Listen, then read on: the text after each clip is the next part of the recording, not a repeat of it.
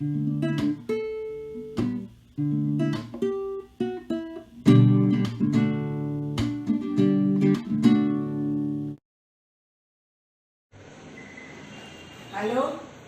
Welcome to Pappi's vegetarian kitchen.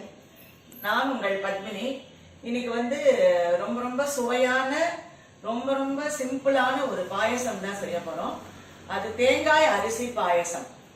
ரொம்ப ரொம்ப சுவையா இருக்கும். ட்ரெடிஷனல் ஒரு பாயசம் தான். அது புதுசா அது இதெல்லாம் எதுவும் கிடையாது. இதுல ரொம்ப ஒரு தேங்காயும் அரிசியை வச்சு சேர்ந்து செய்யக்கூடிய ஒரு பாயசம். இது ரொம்ப பெருமாளுக்கு, சுவாமிக்கு, எல்லாருக்கும் ரொம்ப ரொம்ப பகவானுக்கு ஒரு உகந்த ஒரு பாயசம் இது.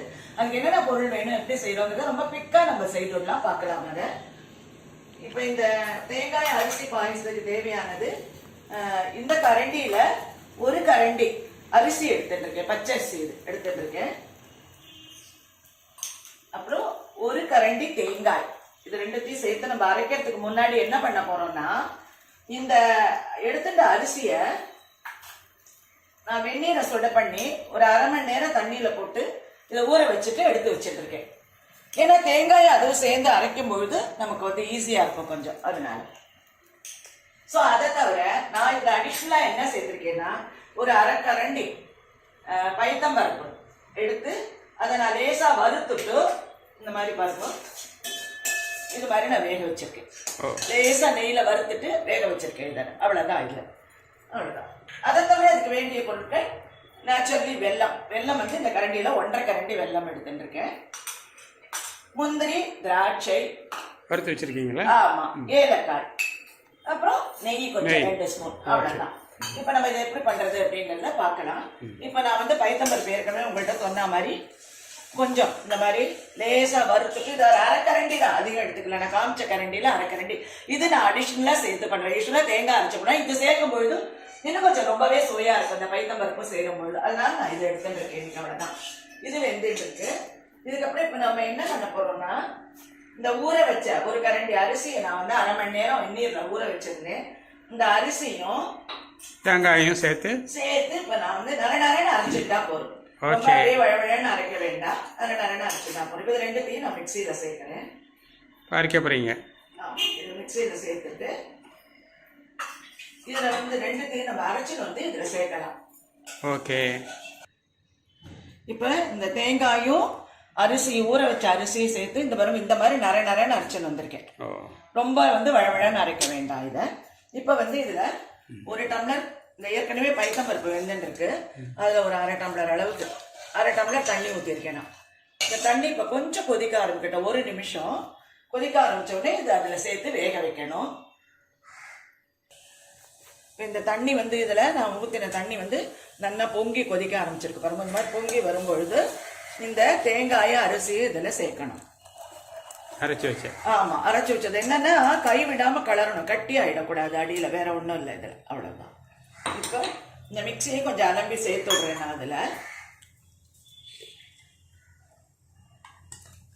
அவ்வளவுதான்.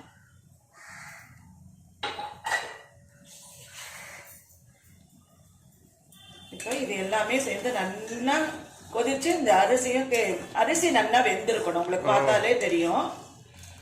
கட்டி வந்துடும். நீங்க கட்டி இல்லாம கொஞ்ச நாள் கலரிட்டு இருக்கணும். அடுப்புல கொஞ்சம் மீடியமா வச்சுட்டு, ஏன்னா தேங்காய அரிசியே இருக்கிறதுனால கட்டி ஆயிடும். கட்டி இல்லாம கலரி கொஞ்சம் நல்லா வெந்துடும். வெந்த உடனே நம்ம வெல்லம் சேர்க்கலாம்.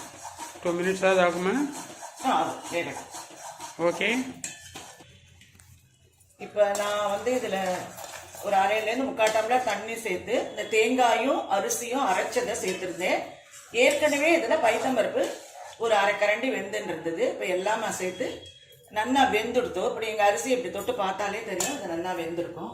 அவ்வளோதான். இப்போ நான் வெல்லம் சேர்க்கிறேன். இந்த கரண்டியில் 1.5 கரண்டி சொல்லியிருந்தேன். அந்த வெல்லத்தை நான் சேர்க்கிறேன். இதில் என்னுடைய வெல்லத்தில் குப்பை மண் இருக்காது. ஏன்னா நான் ரொட்டீனாக அது யூஸ் பண்ணிட்டு இருக்கிற வெல்லம், அதனால நான் அப்படியே சேர்க்கிறேன். அப்படி இல்லாமல் உங்களுக்கு மண்ணெல்லாம் இருக்கிற வெல்லமாக இருந்தால் நீங்கள் கரைச்சுட்டு சேருங்க அதில். அவ்வளோதான். இந்த வெல்லம் நல்லா இதில் கரைட்டு வெல்லம் நான் 1.5 கரண்டி போட்டிருக்கேன்.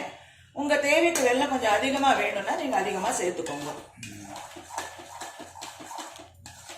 இது ரொம்ப ரொம்ப டேஸ்டியா இருக்கும் இந்த பாயசம். பைத்தம்பருப்பு இருக்குல்ல, டேஸ்ட் அதிகமாக மட்டும் இல்ல அந்த நாள்ல அந்த தேங்காய்க்கே ஒரு டேஸ்ட் உண்டு இல்லையா? அது உண்டு. இப்ப நான் அந்த முந்திரி திராட்சை எல்லாம் வறுத்திருக்கேன் பார்த்தேன்னா, இதோட தேங்காய் கூட பல்லு பல்லா கட் பண்ணி போட்டு அதே நெய்யில நல்லா வறுத்து இதோட சேர்த்துக்கலாம். கரெக்ட். வெள்ளம் மட்டும் ரொம்ப நாள் ஆகாது போடும். கரைய நேரம் வெள்ளம் கரையிற நேரம் இருக்கு இல்லையா? அவ்வளவுதான். அவ்வளவு பொடியா போடுறோமோ அவ்வளவு சீக்கிரம் கரைஞ்சிடும் அந்த வெள்ளம். ரொம்ப டேஸ்டியா இருக்கும் அந்த தேங்காய் பாலோட வாசனை. அரிசி நம்ம அரைச்சு போட்டிருக்கிறது, பைத்தம் பருப்பு வறுத்தது, இது எல்லாம் சேர்ந்தா ரொம்ப ரொம்ப சுவையா இருக்கும். அது இதை சுவாமிக்கு பெருமாளுக்கெல்லாம் நம்ம ரொம்ப ரொம்ப உகந்த நைவேத்தியம் பண்ணிக்கலாம். அந்த நாள்ல எல்லாம் இதுதான் நைவேத்தியத்துக்கு ரொம்ப நிறைய பண்ணுவா யூஸ்வலா. பாருங்க, இதுல வீட்டில் விசேஷ நாளுக்கு நைவேத்தியம் பண்ணுறப்ப இதை யூஸ் பண்ணிக்கலாம். நல்லா இருக்கும். கலரும் நல்லா வருது. நல்லா வரும். இந்த தேவைக்கு மேலே உங்களுக்கு வேணும்னா நீங்கள் வந்து இப்போ நம்ம சுவாமிக்கு பண்ணினாலும் நம்ம டேஸ்ட் பண்ணி பார்க்க முடியாது. நீங்கள் அப்புறம் கூட நைவேத்தியம் முடிஞ்சு கூட நீங்கள் வந்து இதை வெல்லம் போட்டு கொஞ்சம் சேர்த்துக்கலாம் உங்களுக்கு தேவையான. நான் வந்து சொல்லியிருக்கிறது இந்த அளவுக்கு இது கரெக்டாக இருக்கும். ஒரு கரண்டி எடுத்துங்கிறதுனால இது கரெக்டாக இருக்கும். அவ்வளோதான். இப்போ சுவையாக நம்மளுடைய வெள்ளை பாயசம் ரெடி ஆகிடுது. இப்போ இதை வந்து முந்திரி, திராட்சை, ஏலக்காய், இந்த மாதிரி ஏலக்காய் சேர்த்துட்டேன்.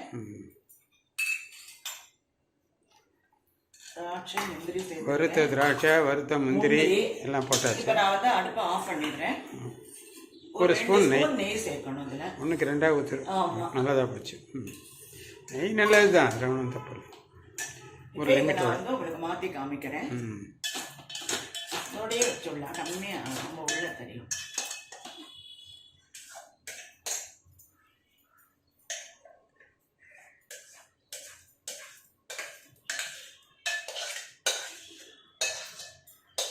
ரொம்ப ரொம்ப டேஸ்டியா இருக்கும். இது ஏற்கனவே சொன்ன மாதிரி தான் திருப்பியும் சொல்றேன். இந்த பாயசம் வந்து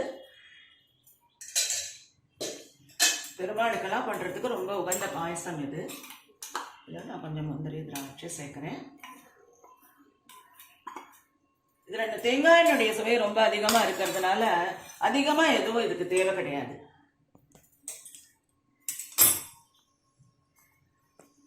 இப்போ ரொம்ப ரொம்ப சுவையான. ஆமா, பார்க்கறதுக்கு வந்து அக்கார வடசல் மாதிரி இருக்கு.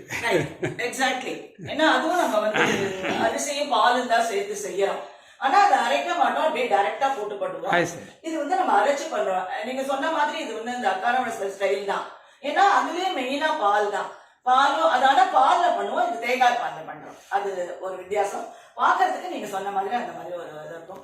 இந்த மாதிரி ஒரு சுவையான ஒரு தேங்காய் பால் அரிசி பாயசம் ரொம்ப ட்ரெடிஷ்னலான ஒன்றும் புதுமையா எதுவும் கிடையாது.